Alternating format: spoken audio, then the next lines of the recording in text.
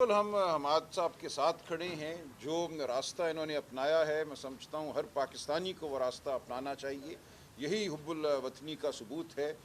میں آج جہاں حاضر ہوں اپنے بھائی حماد اظہر کے گھر، ان کے بہت ہی جلیل القدر والد میاں اظہر صاحب کی وفات پر تعزیت کرنے. جس زاویے سے بھی دیکھا جائے میاں اظہر صاحب ایک منفرد شخصیت تھے. بردبار، شرافت کا پیکر، ہمت کا پیکر، استقلال کا پیکر. ان سے چند ماہ قبل ملاقات ہوئی لاہور کے جلسے میں. اس کے بعد ڈیالہ جیل کے باہر بھی ان کو بالکل ثابت قدم پایا. اس عمر میں بھی وہ اپنے نظریات پر ڈٹے ہوئے تھے. وہ عمران خان کے ساتھ کھڑے تھے، پاکستان کی عوام کے ساتھ کھڑے تھے. تو میں تہہ دل سے ان کے لیے دعا کرتا ہوں، اللہ تعالیٰ سے مغفرت کی التجا کرتا ہوں. جنت الفردوس میں ان کو خدا تعالیٰ بلند ترین مقام ادا کرے، اور حماد صاحب کو ان کی روایت پر چلنے کی توفیق عطا کرے. یہ چل رہے ہیں، یقیناً چل رہے ہیں.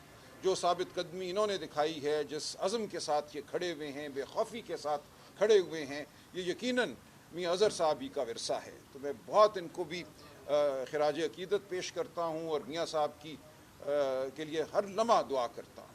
تو آپ سب دوستوں سے بھی گزارش ہے کہ میاں صاحب ہماری تاریخ کے ایک نمایاں کردار ہیں، ہماری سیاست کے ایک نمایاں کردار ہیں. ان کی یاد کو ہم نے زندہ رکھنا ہے، سب کے لیے مشعل راہ بنانا ہے. بہت شکریہ. راجہ صاحب، موقع تو نہیں ہے لیکن بعض باتیں گردش میں ہیں حلقے کے معاملات کو بھی لے کر اور 9 مئی کے معاملات کو بھی لے کر.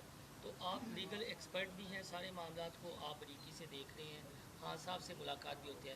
تو ان فیوچر فور کاسٹ کیا کر رہے ہیں؟ جس طرح حماد صاحب ڈٹے ہوئے ہیں اور انہوں نے ثبوت دیا ہے کہ یہ ڈٹے ہوئے ہیں اور 1 انچ بھی پیچھے نہیں ہٹے، اور جو ان کے والد کی وزاداری تھی، چیزیں تھیں، اس وراثت کو آگے لے کر شہر لاہور میں اور ایک اس فیملی کے خلاف سیسا پلائی دیوار بن کے کھڑے ہونا.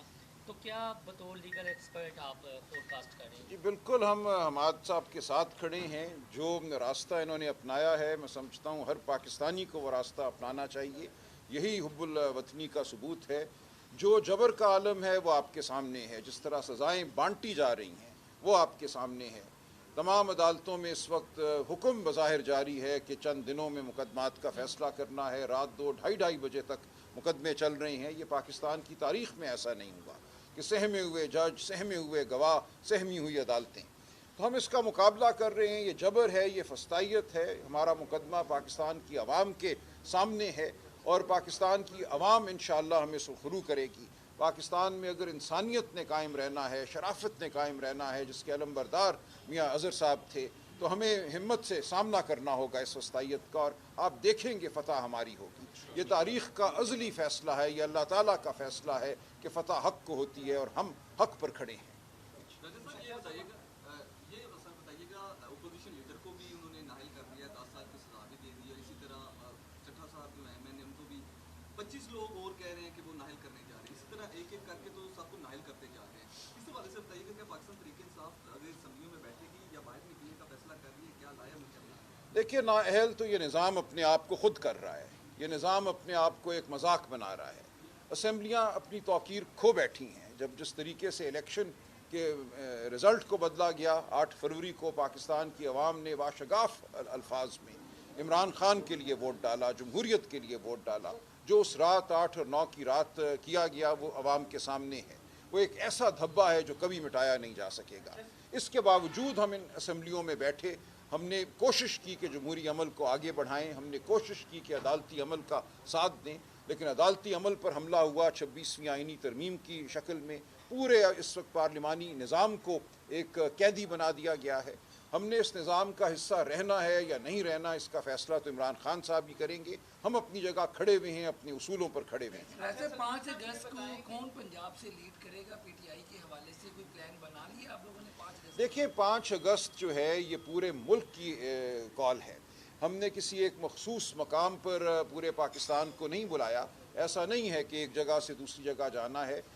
یہ بھی ہوگا، لیکن ہر حلقے میں ہر جگہ عوام نے باہر نکل کر اپنی حب الوطنی کا ثبوت دینا ہے، جمہوریت سے وابستگی کا ثبوت دینا ہے. میری پورے پاکستان سے یہ التجا ہے، یہ گزارش ہے کہ آپ جہاں کہیں بھی ہیں، اپنی گلی میں، اپنے گھر کے باہر، اپنے چوراہے میں نکلیے اور اپنی آواز بلند کیجیے. یہ آپ کا بطور انسان بنیادی حق ہے. اچھا سلمان صاحب، یہ بتائیں کہ جو حالیہ فیصلے آئے ہیں دہشت گردی کے خلاف،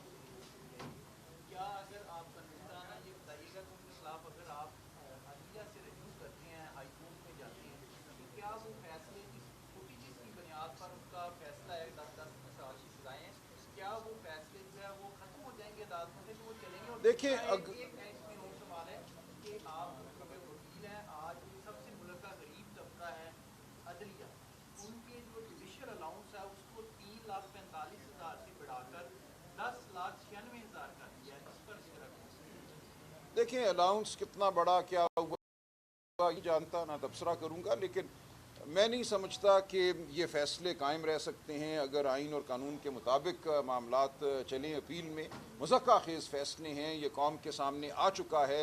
ये कहा जाता है कि कोई ज़मान पार्क में दाखिल हो गया, सुलेमानी टोपी पहने, खान साहब कोई गुफ्तगू कर रहे थे, वो सोफ़े पे बैठा रहा या सोफ़े के पीछे छुपा रहा। तो ये इस नौइयत के फ़ैसले हैं जिनकी कोई वक़्त नहीं है।